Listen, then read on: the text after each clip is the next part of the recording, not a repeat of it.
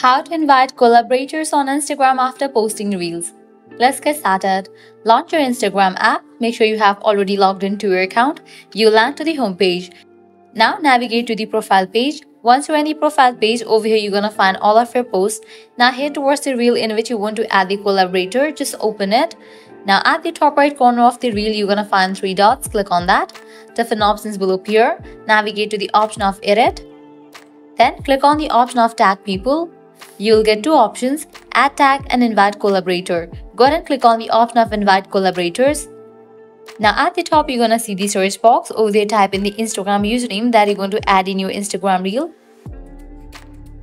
Click on the option of invite to collaborate.